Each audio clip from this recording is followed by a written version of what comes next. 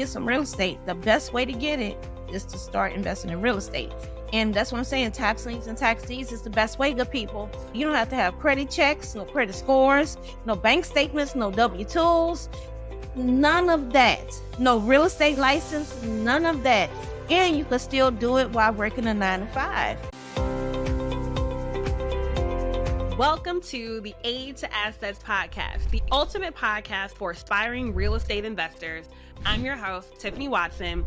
Join me as we discuss real estate investing for 9 to 5ers. We'll talk about everything from money mindsets and property ownership and different strategies you can use to invest in real estate. I want to empower investors, especially those of us who are working full-time, who want to navigate the world of real estate, uncover the secrets to building wealth, generate passive income to achieve financial freedom. Equip yourself with resources from experts, practical tips, and step-by-step guides on how to kickstart your real estate journey. We'll also hear from 9 to 5ers who started to build their own portfolios, what they did and how they did it, so you can do it too. Tune in and transform your main job into your biggest silent investor in your real estate investment business. This is your Aid to Assets. Hello, everyone, and welcome to another episode of the Aid to Assets podcast. I'm your host, Tiffany Watson, and I get the opportunity to meet and introduce you to 9 to 5ers that have started and scaled their real estate portfolios and the people that have helped them do it. And so I am so excited about my guest today. Tiffany, how you doing? I am awesome, lady. How about yourself? I am wonderful. Can't complain. Why don't you start by telling the people a little bit about where you are and what you do? Okay. Hi, guys. My name is Tiffany Tayus, and I am the tax sale expert. Currently, right now, I am living in Atlanta, Georgia. Well, I've been here like 28 years, but I'm originally from New Orleans, Louisiana. Now, I'm here in the city of Atlanta, and what I do is I assist individuals with acquiring real estate through tax lien and tax deed investing. And I show you how to scale your ownership in order to have leverage, equity, and control over your life and your future. Love it. So y'all go ahead and hit that like and subscribe button. Make sure you don't miss any of this good information Tiffany is about to give us. You want to get your notebook. So if you need to pause and get your notebook, pen and paper, you're going to want to take notes on this. So Tiffany, from the beginning, before we jump into the how-to, how did you get started in buying property through tax liens? It's quite interesting. It started, honestly, when me and my family, a lot of our family are in Mississippi. And so we used to go down and visit our family a lot. And this is when I'm a little older, high school age. And by this time, we're living in Michigan. And so we'd travel down south, and across the street from my auntie house, it's a sign that says lot for sale for $1,000. I was like, $1,000? I said, okay. But that kind of stayed with me. You feel me? But as I became older and I moved to Atlanta, a friend of mine, a coworker of mine, he said, Tiffany, hey, they have some houses for sale in Detroit for $100. And I was like, boy, if you don't get away from my desk with the foolishness. You understand what I'm saying? Right. So he was like, no, I'm for real, for real. And so I went to his desk and I saw what he was looking at. And mind you, this was like in 05, 06. And it was on realtor.com. And I was like, hold on, this is actually on here. And so basically what I did was I started contacting those real estate agents that's attached to those particular properties. And no one was really giving me any true information. And so one of the young ladies I contacted, her name was Antoinette Weaver. And so I said, well, you know what? Let me call her. And so I contacted her. She said, yes, these properties are for sale for $100. This is for $200. And that individual introduced me to tax liens and tax deeds. And that's how everything got started. You know, my very first purchases of real estate was not even tax liens and tax deeds. It were those Detroit properties. I purchased a total of 3 properties at different times, but they all totaled up to about $500 for a total. Yeah, for the total amount due. And that bug bit me, and it's been history ever since. Wow. So one, shout out to Antoinette for being willing to actually give you the real information and tell you what was going on. But 3 properties for $500? That is Listen, yes. insane. I couldn't believe it myself. And I was like, hey, it's a house in Detroit for $200. She was like, well, it's probably not worth nothing. I said, but the land alone is worth more Come on. than that. Yes. So it's like, my brother, by this time, as I was living in Atlanta, my brother and sister was still in the Detroit area. And I had my brother climbing through windows, taking pictures, attending closings for me with $100 money order. Post office money order. Yes. Wow. Okay, so you were living in Atlanta when you were buying the properties in Detroit. So what did you end up doing with them? And tell us about, okay, so you get a property for $200. What's the condition of these properties? Even though you are 100% right, the dirt was worth more than that by itself. Absolutely. Absolutely. So look, these properties were a shell. You understand what I'm saying? Mm-hmm. So I don't want you to think you can get a property for $100 and all you gotta do is some cosmetic work. No. So We no. saw the truth around here. That's it. We saw people what they get into. Absolutely. Right. So these things require a full rehab, full renovation type work done with them, right? Now, at that time, the city of Detroit, which they're still doing now, they still have a lot of restrictions on their properties. But these particular properties, they were purchased a regular retail through a real estate agent. They were requiring us to go ahead on and get those properties rehabbed within a certain amount of time. Tiffany, working for the state of Georgia, did not have those funds and wasn't aware and don't know how to get the money. And so I was like, oh no, hold on. So basically what happened is I lost them to the city, lost them back to the city. Now, but those were my very first purchases now. And you live and you learn. You understand? And this is all a process because I was so new to this to the point no one I knew was doing anything remotely close to what I was talking about. You understand what I'm saying? And then my brother, he was listening to the Breakfast Club and he heard about this guy named Mark Whitten. He was like, Tiffany, this guy, he's on the Breakfast Club, Mark Whitten. He sound like doing exactly what you're doing. I was like, really? Like that. And I got joined his membership group and stuff like that. And I started learning that there's a lot of individuals out there doing what I'm doing, but me and my solo world, like I'm solo dolo and don't, you have to start getting in other rooms, start getting around other individuals who are doing the same thing as you, and you learn a lot. You understand? So those properties, even though they were not tax sale properties, those regular purchase properties through a real estate agent and a realtor, those properties went back to the city because they put a timeline on when I had to have those properties up to code.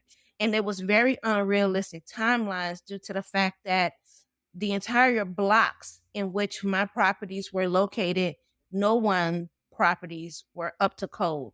And so it was kind of like, no, I'm not even in a position to do it, and I'm so new to it, and I just wasn't prepared already to even take on that task.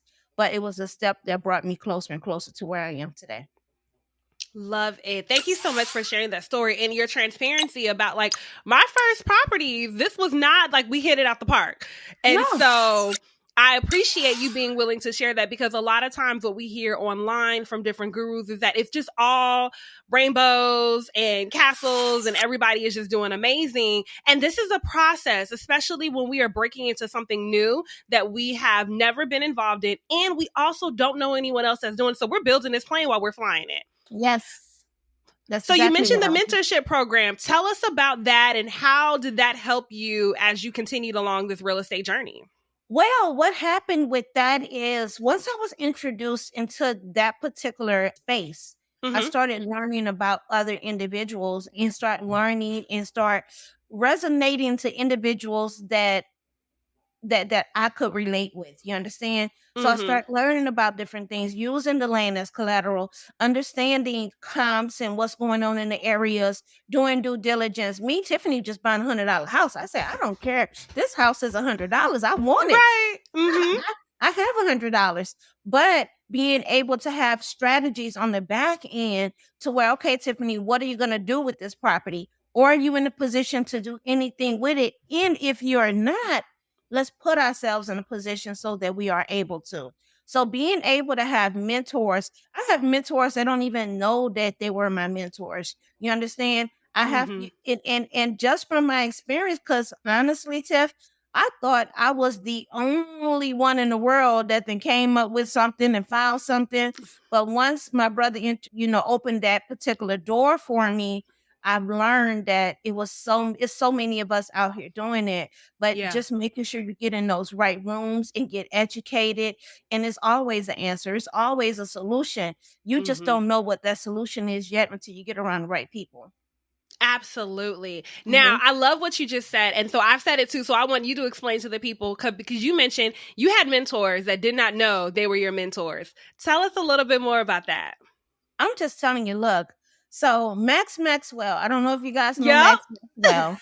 Sweetheart, I'm living in Atlanta. I would drive from Atlanta to North Carolina, where they were having like networking opportunities. Him, Mm-hmm. Nasir, and a couple of other guys that was in real estate. I would leave Atlanta on a weekday, ride down there, then the conference room in a hotel, and I'm asking questions. I'm surrounding myself with people. You understand what I'm saying? But he was my mentor, but he didn't know he was. You get what I'm Yep. saying? Because Mm-hmm. I'm asking questions. I'm asking questions with individuals just sitting there with me. You get what I'm Mm-hmm. saying? And I had an opportunity to volunteer for his conference here in Atlanta. And I volunteered for that. Met so many awesome individuals. Pace Morby. Pace don't even know, Mm. boo. Pace Morby. It's a lot of individuals that I've been connected with that has helped me along this journey. And Yeah. honestly, it's like from all of those guys in that particular circle. And of course, I have the current individuals that's doing something that's in real estate. Tony the Closer, I went to his event out in Vegas right before COVID. So Mm-hmm. it's like understanding that you have to be intentional in your actions and how you move in the circles that you're involving yourself in. Mm-hmm. So, of course, I'm not paying for their mentorship, but I am there in the circle. I am there in the conferences. I am there on their lives. If they're having events, free events, Tiffany's going to be there because Tiffany will hop in her car and ride to South Carolina and be in that room. You Yes. understand? So there's a lot of people, even Mark Whitten, it's a lot of people who have been my mentors just from the free information that they provide. That is so good because a lot of times, so a couple things that I heard you say is one is like being intentional about getting in the room. And so when you see people, it's not about the Instagram, can I get a picture with them and post online but it is about soaking in the knowledge that they are sharing and also sit next to you. Who are the peers that you can meet and collaborate with? Because it's so easy to feel like we are the only one trying to figure this out. We're the only one in our current circle that may be Correct. trying to do this, but there are other people that are doing this, but it's on us to put ourselves in position to build those relationships. For so many of us, we build relationships off of proximity. Mm-hmm. Simply because we are by each other, our paths cross on a regular basis. It started, this is how we were growing up. You made your Yes. friends because you went to school with them and you had to be in the same building 8 hours a day. But as Correct. an adult, it is so critical that we are actually intentional about the relationships that we cultivate. And this means we got to seek them out. We got to seek Yes. them out. We got to sometimes do what may sound crazy. I'm sure we've all been there. Somebody probably was like, you driving to where to go do what? Right. Oh no. What? You're leaving early. What do you Yep. mean? Yep. Absolutely. Yes, I am. It's okay. They'll catch up. And if they don't, that's not where you need to be right now. So focus on your goal. The other thing, though, that you said, though, was that even if you did not join their mastermind, in this day and age, I want people to free themselves of, well, I got to spend thousands of dollars in order to join this mastermind or group. So since I don't have it, I can't do it. That's an excuse. And y'all know how we do around here. No excuses in the chat. No excuses. People put out so much free content. Yes. Now, because it's free, you're going to have to work a little harder for it. You're going to have to piece it together and, be mindful, because you are also paying for the convenience of the packaging when you are joining some of these groups and courses and programs and things like that. But at least to get you exposed and to get started, Tiffany just named a list of people that you all could go follow right now to see what they already have online, to just get you to understand. Because one of the first lessons, it sounds like, Tiff, that you learned was, I got to figure out how to really understand what I'm getting into. I need to really research and learn, because we can all spend some money, but do we actually know what we're going to do once we get these properties? You're absolutely correct. And like one particular young lady that has inspired me currently is Terica Lynn Smith. Mm-hmm. You understand? And and we just keep bumping to each other. And I'm like, look, it's like, when you're looking at these individuals online, you're not looking at them, and anyone who's interested in getting into real estate, if you're looking at them just to get next to them and take a picture, that's not my motive. My motive is to get next to them, to work with them, to speak with them, to learn from them. You get what I'm saying? And it's like, it's just going back to being very intentional and engaged, because it's like, I can't come up with the answers myself with the way that I think. I'm only can bring myself so far. So being in that proximity, like you were saying, when we were in school, it was a forced proximity. It was a comfortable, this is my area proximity. But the proximity I'm trying to get is uncomfortable, outside of my comfort zone, and getting into areas that's going to elevate me, and that's going to be difficult, and it's going to be hard. And I know that I can't do it alone. You get what I'm saying? So yeah, absolutely. Well, getting in those rooms, and and the thing about it is, when you're approaching individuals, even if you're not paying for a mastermind, come with some type of value. What can you bring to the table? Because a lot of people are take. We have to bring something to the table as well. Not just, can you help me? No, I can help you. Absolutely. Absolutely. Yeah. That is amazing. And so getting comfortable being uncomfortable, intentionally putting ourselves in those uncomfortable situations, because if we're trying to do something different, we got to do something different. And that's something that a lot of times we say we want, but then our actions aren't necessarily aligning to that. Absolutely. Okay. So now these properties in Detroit, the state's got them back, but you've joined these groups. You're starting to listen to these individuals. What happens next? How do you get back on the horse? Well, what happens next is I learn about, so Miss Weaver, Antoinette, she told me about the Detroit Land Bank, that they have properties there as well. And I was like, okay, cool. And that's how I started learning about tax liens and tax deeds. You understand? So I was like, hold on. So if they're doing this in Detroit, what other states are doing this? Are they doing this in Georgia? And are they doing this? Where else are they doing this? And so I start calling around and researching different areas. Now, during this time, I left the state of Georgia. Well, I left working for the state of Georgia. Okay. Now I started working for the county. Started working for the county government. And so now, once I became part of the county government, I am working in property taxes. I am working in the areas that they're doing tax liens and tax deeds, and I was like, look at God. Won't he do it? What is going on here? but in this time, but mind you, Tiff, I didn't even know that's where I was at the time. I didn't realize that's where I was, right? So mind you, I started searching around in different cities and areas, also see if there's land banks and tax liens and everywhere else, right? So I used to live in the city of St. Louis. And so I said, okay, I saw that city of St. Louis had a tax sale coming up. I said, okay, let's go to this tax sale. You feel me? So I got on the Greyhound bus and I've mega busted and Greyhound busted up to the auctions in the city of St. Louis. And I went to those auctions for a good couple of years just to see what was going on. And they were selling billboards for like $900. They were selling houses for $1,500. And mind you, Tiff, we just at the courthouse, about good handful of us, two handfuls of us, and I'm probably the only little chocolate speck in the whole court in the whole room to buy real estate. But I was floored. Mm-hmm. You understand? And Mm-hmm. of course, at the auctions, talking with other individuals, networking, and also researching, because it does take a lot of research to understand exactly what was going on. And so that was my very first tax sale purchase, was in the city of St. Louis. Wow. Okay, so what year are we talking about now?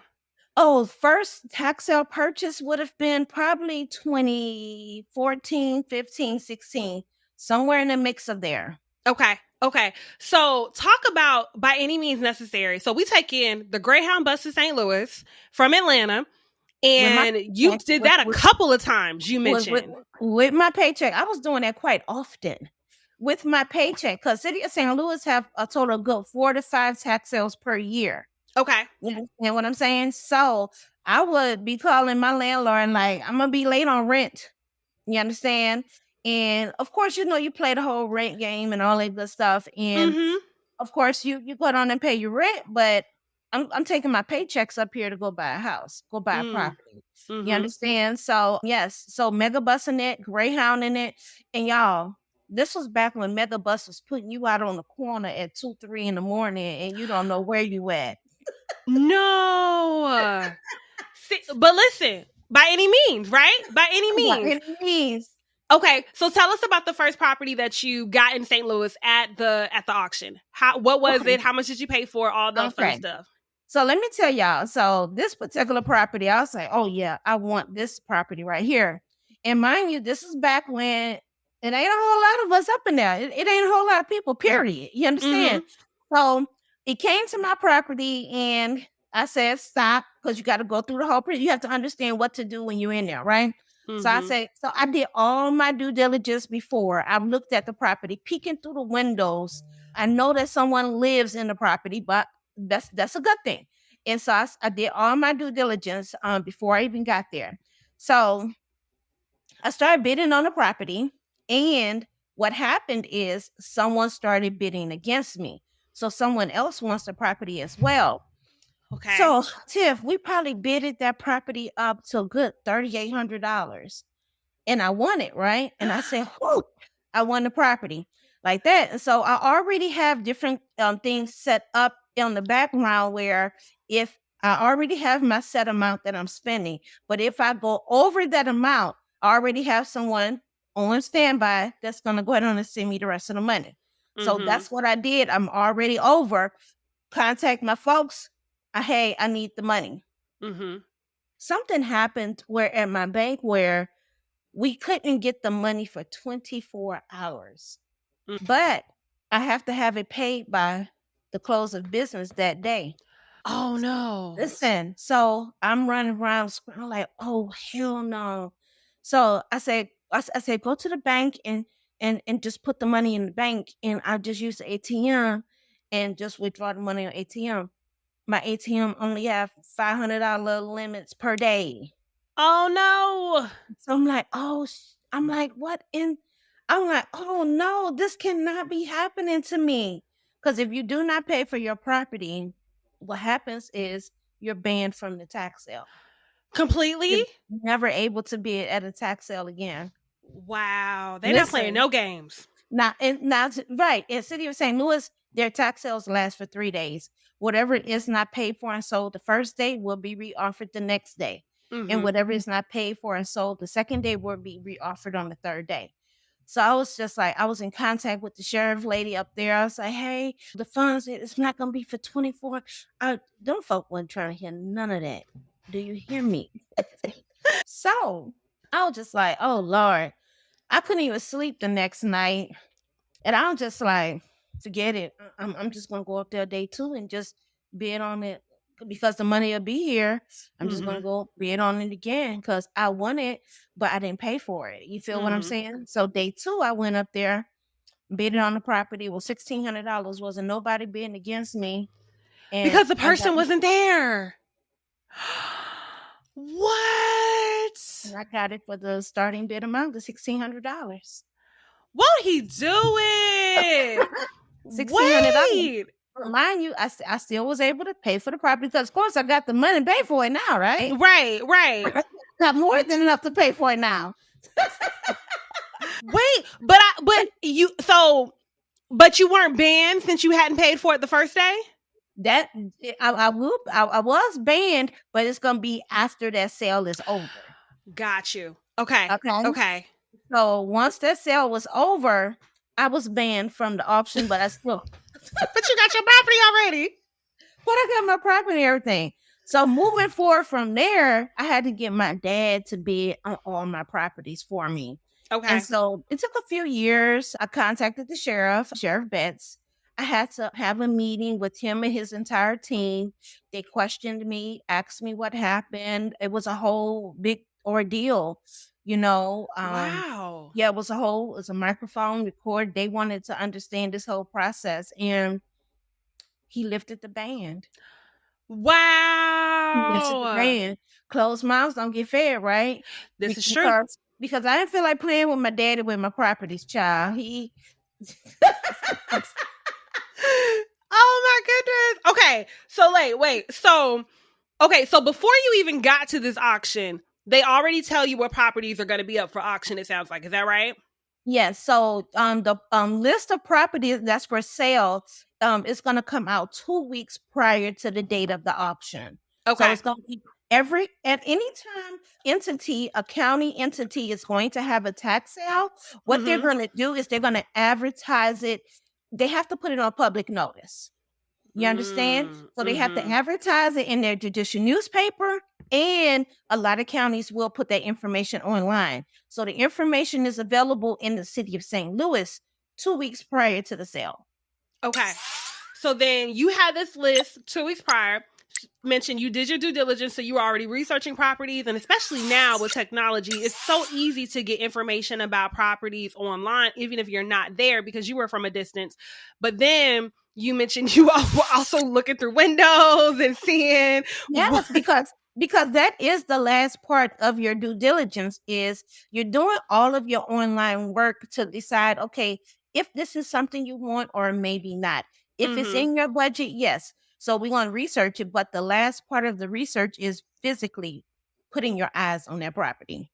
Absolutely. And y'all, please put physical eyes. If you can't do it, see if there's somebody there that can. Please put eyes on your property. The stories that I know about people that have bought property sight unseen. I'm not saying it's not possible. I'm just saying it may not be the wisest decision for you. Right. Especially new straight out the gate, and it's a structure there, and your intentions is to keep the structure. You want to know what you're working with. You get what I'm saying? Yeah. Right. Okay. So you ended up getting this property for half of what you originally was supposed to get it for. So $1,600. What work did you need to do? Because you mentioned somebody was already living there as well. So how did that work? Someone was living in the property. And so once I get the attorney to go through all the paperwork and everything, which takes about good 4 to 6 weeks, I get the deed to the property, correct? So once we finally go over to the property, he's already left the unit. He's already left out the property. Okay. You understand? But in the meantime, once I see that someone is living in a property, of course, I go by at nighttime to see if the power is on. You understand? Different things like that. So he left the property and the property was in pretty decent condition. And so really the property only needed a little more than just basic cosmetic. You understand what I'm saying? It still needed a little work. So what I did was I closed the property up and I said, okay, I'm going to sit on this property for a minute. Now, mind you, with me being out of state, what happened is with this particular property, someone came in and vandalized the property because, mind you, people are paying attention in your neighborhood. Don't ever think no one doesn't know you're moving. Don't ever think no one knows the property is vacant.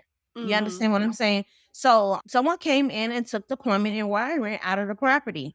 And so we had to get the whole home rewired and all of that good stuff. Now, mind you guys, that's the ugly part of real estate. that a lot of people don't want to tell you about. And I just Mm-hmm. did a live yesterday talking about sexy real estate. Everyone's attractive to the sexy real estate, but that's just what they're showing you. They're not showing you the ugly part of it. They're not Mm-hmm. showing you that someone is going to break into your unit and steal all the wiring from out of your house, all the plumbing from out of your house if you don't have anyone living there. That's why when I get a tax sale property and there's someone living in the unit, it's really beneficial to me that they're there, as well as I could be beneficial to them as well. So it's like being able to come meet these individuals, see how we can work together, because I Mm-hmm. know if I have a vacant unit, those are some of the things that I'm gonna have to deal with, especially if I'm purchasing something out of state. Yeah. Yeah. So Okay. the property, it definitely needed work. We got the wiring redone and everything like that. But at the end of the day, the property need about $30,000 worth of work and a tenant. So being able to understand the back end, because like in my scale membership group, what I teach individuals is the fact that you're okay, we got the real estate, but that's not it. You're not finished. There's Right. still that's just the first step. It's the Mm-hmm. acquisition of it. There's still a lot more work to do. So yes, congratulations, we got the property. Now let's get back to work. Mm-hmm. Mm-hmm. Yeah. So that's what a lot of people need to understand is the property is a win, but we still have work to do. Hey y'all, Tiffany here. Are you looking to purchase or sell real estate? As you know, I'm your aid to assets and I want to help you with all of your real estate endeavors. Whether you're local here like me in the Fayetteville, North Carolina area, I can then help you purchase or sell your next property. If you're looking to purchase or sell outside of North Carolina, let me know too. I can still help you. I have a team of agents all over the country that I can connect you with to partner on your next deal. Let's get to the closing table, y'all. We buy our way to wealth, whether that's buying right or selling better. Can't wait to hear from you. Click on the link in the bio if you want more information on how to personally work with me or an agent on my team. Talk to you soon. Absolutely. It's a benchmark. It's a good milestone, but it is not the end of the race for sure. Absolutely. So now, for people who may not be familiar with the tax liens, I imagine I have some listeners that are like, wait, how is it possible that you can purchase a property from the state or county for $1,600 and then that be it? Can you explain that a little bit more? Okay, so basically, tax liens and tax deeds is what's being sold at the courthouse stairs. And tax liens and tax deeds are byproducts of delinquent property taxes. So I Mm-hmm. know a lot of you have heard that, oh, if you go pay somebody property taxes, you get to keep their house. No, you can't pay no one's property taxes. You need to purchase their tax liens and their tax deeds. Is a difference between pay and purchase.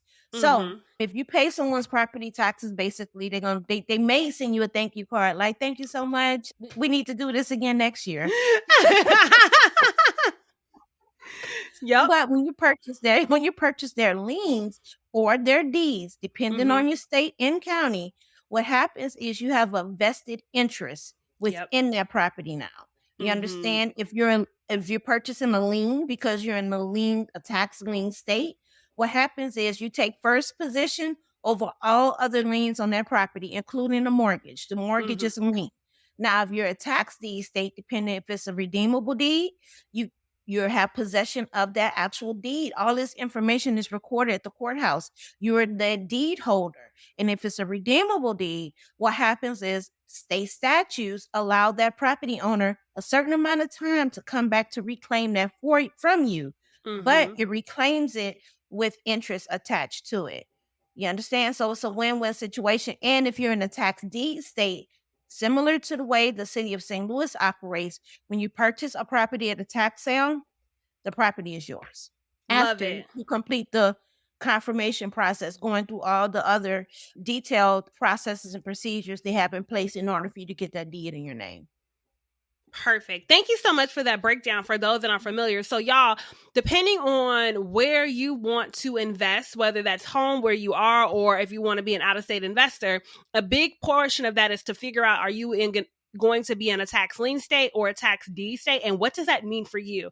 This is part of the due diligence as you're thinking about the market in which you want to invest, is understanding those nuances. So we've talked before about, like, is this a landlord friendly state or a tenant friendly state? This is another example of that. Is this a tax lien state or a tax deed state? And so this is an opportunity for you to invest some money. And even if you're, for example, in a deed state where there's a right of redemption period, you're still making money on the money that you spend. So this is another way we are getting away from bank accounts, savings accounts that are giving us 0.4% interest, and we are making some more money on our money. And so if you may say, I don't actually want to be a landlord, but I do want to make some money. I have some capital that's just kind of sitting right now and I want to make some extra money. This is a great way to be able to do that. So research to see, and all of them, you do not have to be in person. Like St. Louis, some you are able to do online, which is crazy to me now with technology.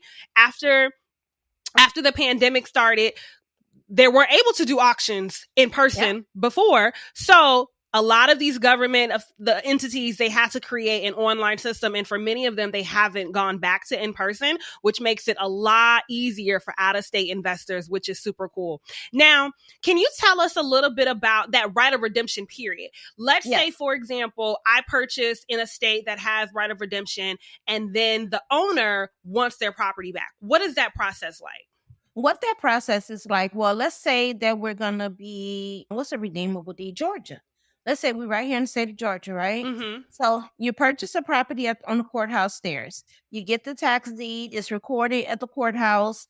And the property owner has a year to come back and claim and reclaim their deed. They have to redeem it from you, right?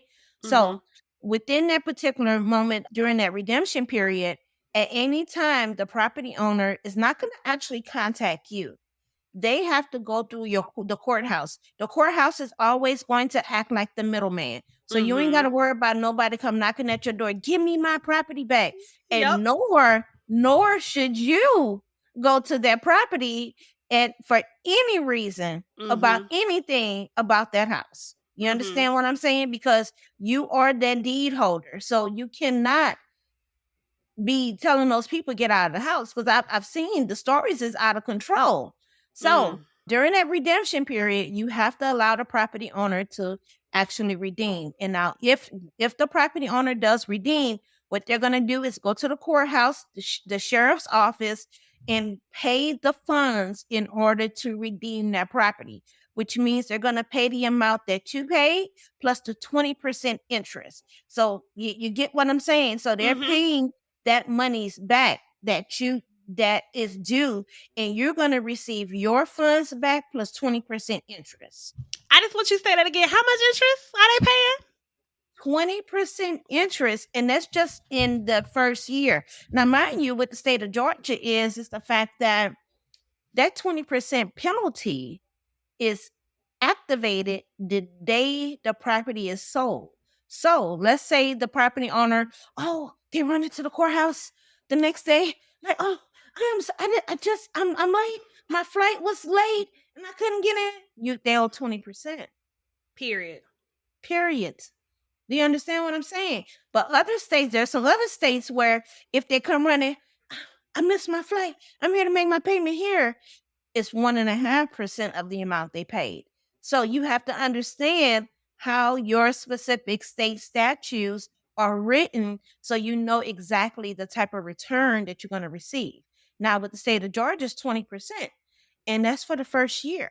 Now, let's say it goes into another year. It's another 10% on top of that, which makes it 30%. What? In the comments, y'all, 30%. I need to go, Tiffany. After this, we go in the comments, y'all. 30% on your money. 30%. If it can go all the way up to 50% in the state of Georgia. You have the state of Texas. The state of Texas, their redeemable deeds is 25%. So, you understand what I'm saying, good people? So imagine your money, which it is sitting in somebody's bank right now. And the return that you're getting for your money sitting in that bank is 0.01% per year. Mm-hmm. per year. But in the state of Georgia, you can park your money in deeds, redeemable deeds, where you're getting 20% interest within a year. You see how that adds? You see, it's a win-win. You're either Mm-hmm. going to get the property or you're going to make money. Mm-hmm. State of Texas, you're going to either get the property or you're going to make money. You understand? But also, you can be strategic when you're actually investing in these deeds, as far as investing in deeds where you know the property owner is not going to let their property, their $500,000 home, go for 20,000. You know they're going to redeem. You Mm-hmm. understand? So just understanding the processes and the procedures and knowing that you're going to win regardless. And that's why investing in tax liens and tax deeds is the best entry level investment vehicle into real estate. I love it. I love it. Okay. So now, for those who may be curious to ask, what happens to the mortgage? Because, like, for example, you mentioned the property in St. Louis. There wasn't someone that was staying in the property, so it was vacant. So we assumed that it's been abandoned. That was probably a renter and not the owner of the house. But what Mhm. happens if you get a property where it was the owner was the person that was there, and then they're still there, but they haven't paid their taxes? What happens to the mortgage? Okay, so basically what happens is, so with during that time where your property is going up for tax sale, there's a process before it actually makes it to the stairs. Okay.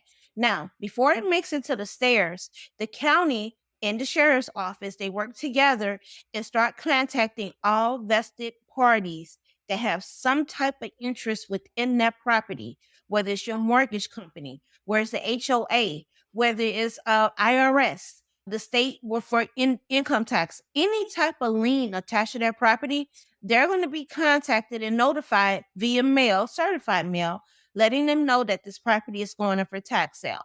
Now, if none of those parties pull the property from the sale by paying those property taxes, and if none of those parties during the redemption period redeem that property, each one of those entities loses their right for that property, loses their interest altogether. Mm-hmm. So let's say then I buy a house from Mhm. from a tax sale, and let's say it's a tax lien state, so we don't even have the redemptive, it's over. Can I then sell that property for what it is actually worth, not what I paid for it? What do you mean? So with a tax lien, with tax liens, there's always a redemption period. Okay, so once that redemption period is over and I fully own this house outright. Well, it all depends. So when you're dealing in a tax lien state, let's say you're gonna be in the state of Florida. Florida does liens and deeds, right? When you purchase a lien in the state of Florida, the lien redemption period is 2 years. A deed, there is no redemption period in Florida, but a lien is a 2-year redemption period. Okay. Now, once that redemption period has passed, that property does not automatically convert over to you. You have to actually bring that property up for auction for a tax deed auction, and the highest bidder wins that property. So I Mm. need y'all to understand each state is going to do something completely different. So Mm-hmm. let's say that you go somewhere like Alabama. In Alabama, you get the lien has not been redeemed. That means what you're going to do from that moment on is contact the attorney's office. Now, mind you guys, do not contact the attorney's office after the redemption period is over. You need this. These attorneys have to actually start working on this prior to the redemption Right. period. Okay. Mm-hmm. Let's not wait till the redemption period is over. It's like, okay, let's start now. No, start contacting your attorneys at least a year before your redemption period is over. And in Georgia, at least 6 months before the redemption period is over. But in Alabama case, you contact the attorney's office, let them know, hey, the property owner isn't redeeming or I still have a year left on here. He's going to start the process. Once that deed is in your name, once the property is officially yours, you can do with your property as you please. Wow. You can do with your property as you please. Now, I want y'all to understand something about tax liens and tax deeds is the fact that even though a redemption period is over, or let's say, even if there is no redemption period, during that process of your attorney foreclosing, confirming that whole process, the Mm-hmm. property owner can always contest. Okay. Don't say, oh, you can't come back. No, by law, they have the right to contest. You Mm-hmm. understand? So during that time, that property owner can contest. So just be aware of that, which is hardly ever, but sometimes they do. Okay. And nine Absolutely. times out of 10, they've already been notified. They just prolonging the delaying the inevitable. Mm-hmm. Mm-hmm. Unless the county has not done what they were supposed to do to contact all interested parties within their property to let them know it was going up for sale. Now, But either way, if we have gotten the lien or the deed, we still getting our money, but we just may still not gonna end get up your with the money. property. Yeah, you may not end up with the property, but you still get your money. Yes, Okay. absolutely. Y'all, there's too many ways to get money in real estate for us to be in the sidelines. There are too Right. many ways for us to be getting money. Okay. So you have an opportunity if folks want to tap in more and be a part of your community to actually do this and learn more about that. Tell us about that opportunity. Okay, so my membership group is called Scale, which is Start Controlling Assets by Leveraging Its Equity. And that's my major thing, guys, is controlling your assets. A lot of people out here just they in a rush to buy real estate just to sell it, but you're selling your bag because the real estate is the money. You understand what I'm saying? That's the bag right there. So I'm teaching individuals how to control it as opposed to selling it and leveraging its equity. So it's a scale membership group. We have a lot of great individuals in the group. We teach about tax liens, tax deeds. I teach about OTCs, which are over the counter purchases that we never even discussed throughout this call. It's a whole nother part of tax sale properties. They have access to all my ebooks. We have a live Q&A every single Sunday. We have individuals that come in and talk to the team. We go to events together. We attend tax sales together. You can have one-on-one coaching calls with me. I'm available at all times. They know that I will assist them throughout this process because it's a lot of people who just doing it for the first time. And it's a lot of people who are skeptical about this even being something real. And so once they start actually acquiring these properties, it's like they got bit by the bug too. It's like, where we going next? What state we finna start shopping in? But scale your membership group, guys. That is a great way to actually get started. And we go through the basics of tax liens and tax deeds, understanding the process, how it actually becomes to be a lien or a deed. You understand? And I have different creative strategies that I use where I teach people there's 3 opportunities for you to make money in real estate on your courthouse stairs. You understand? So join the membership group today if you're interested. I'm on all platforms. Wow. And y'all, I have seen clips of the folks that go to these tax sales with Tiffany and they are super hyped. People are really walking away having properties that they are able to win. So if you are interested, be sure to hit that link in the show notes. We'll have all the details there for you. This is super exciting. And we talked about being intentional about getting in rooms, connecting with people that are doing similar things that you were doing so you can, one, learn from others, but also just have people that are also doing this, that are on this journey along with you. This is a phenomenal Absolutely. opportunity for you to do that. Mm-hmm. And Yes, then, it is. Tiffany, you also have written a book as well that people can talk Sure. about, so people can read and learn more about. Tell us about that. You're just doing all the Yeah. things. Yes, child. I have several books. I have never in my life thought I was going to be Yes. several books, but my most recent book is 7 Mistakes to Avoid. 7 of the biggest mistakes to avoid at a tax sale. Guys, because we make this mistake. I've made the mistakes. I told y'all I was banned. You understand what I'm saying? My first day out the gate. I'm banned. But these are 7 the biggest mistakes to avoid at a tax sale. That particular book is going to be a Black Friday special. So, Tiff, can we leave a link so that they can get on the wait list? Get on the Absolutely. awesome. Get on the wait list, guys. And I'm gonna shoot that book to you guys first thing on Black Friday. And it is invaluable to know the mistakes not to make. Because at the end of the day, guys, no one told me about those mistakes. I had to figure it out along the way. You understand? And so being able to have that type of information ahead of time is extremely valuable. Love it. Yes, that will be, get the book, y'all. Black Friday special, y'all. So make sure you gonna be at the house stuffed after Mm-hmm. eating dinner. This is a great read, so that way you can continue to learn how you can invest in real estate. We're talking about properties for under $2,000. This is still happening today, right now. You can invest with way less money than what you think is possible. Yes, So ma'am. definitely tap in. And where can they follow you on social media? You can follow me on Instagram, Tiffany Tayus, the tax out expert book. I'm on TikTok. I'm on Fanbase. I'm on LinkedIn. All platforms. I'm across the board, good people. Tiffany Tayus, the tax out expert. If you want to get some real estate, the best way to get it is to start investing in real estate. And that's what I'm saying. Tax liens and tax deeds is the best way, good people. You don't have to have you don't have to have credit checks, no credit scores, no bank statements, no W-2s, none of that. No real estate license, none of that. And you can still do it while working a 9 to 5. You understand? Because at the end of the day, guys, you have to start.